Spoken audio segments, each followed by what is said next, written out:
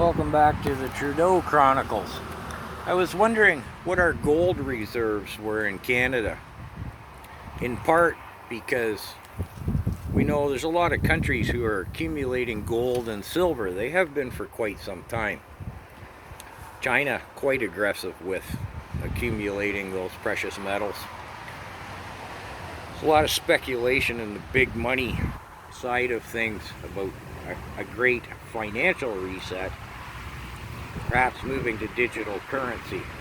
It's no secret that the States and Canada are exploring the options in that reset from fiat currency, that being paper money that we print and has no value.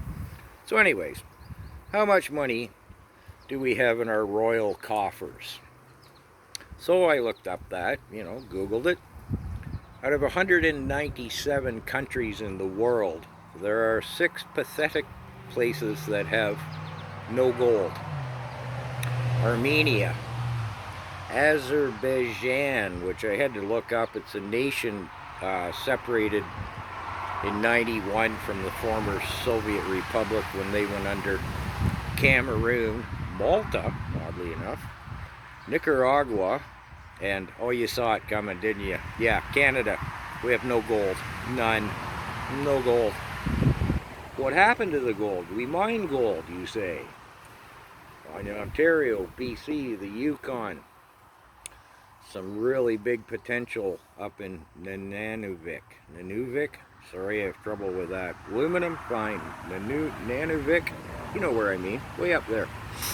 A lot of gold. So, what happened to our gold?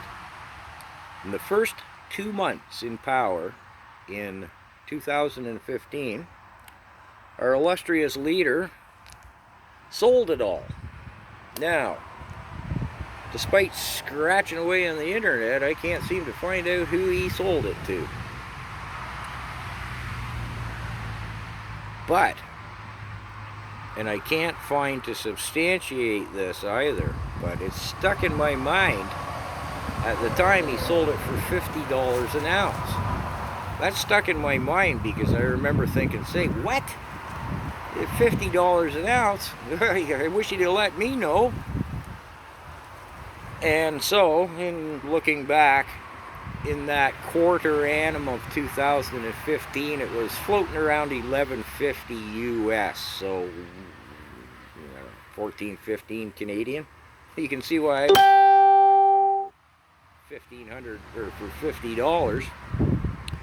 Maybe he sold it to the Trudeau Foundation. Maybe, eh? What do you think?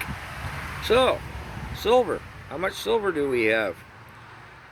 Couldn't find out a whole lot about it. It looked like in 2018 we had almost 9,000 metric tons. 2018, yeah, 9,000, approaching 9,000 metric tons. In 2019, that was down to 4,740 metric tons, and I can't find anything beyond that. And on the note of silver, we produce 1,000 tons a year. So apparently our haircut at the helm isn't accumulating silver in lieu of gold, despite the fact, again, seems like a lot of other places are accumulating both silver and gold. So, just to check on silver, just to touch on that, 4,740 metric tons 3 years ago. If we have any left, I wouldn't bank on it. But to put it in context, the U.S. has 26,000 metric tons. China 41, Russia 45, Poland 70,000 metric tons, and Australia, one of the world's leaders, with 88,000 metric tons. So if our haircut at the helm hasn't given away, or whatever he does with this stuff, our 4,740 metric tons at, I didn't check today, but yesterday it was down to $29 Canadian spot price for an ounce. Even if we have 4,740 tons of silver left, it isn't going to help us any. So, Now we have these big gold finds up in the Yukon, or in Nunavik. Sorry about that. What's going on up there? Check my next video. If you think this is outrageous, we're one of only 6 countries in the world with no gold reserves. That puts us down in the bottom 3%. I'll come back to gold in the next, our gold fields in the next video, in an effort to keep this brief. So we're in the bottom 3% for gold reserves. Surely we're doing well somewhere. Well, our gross domestic product to debt ratio, last time I looked, and I didn't check before filming this video, we're 8th worst in the world. That's right. There are 189 other countries whose gross domestic product to debt ratio is better than ours. Makes you proud, doesn't it?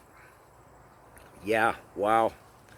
And oh, we're first in one thing though. Yeah, we're first in out of the G7, or is it the G8 now? We have the highest unemployment rate.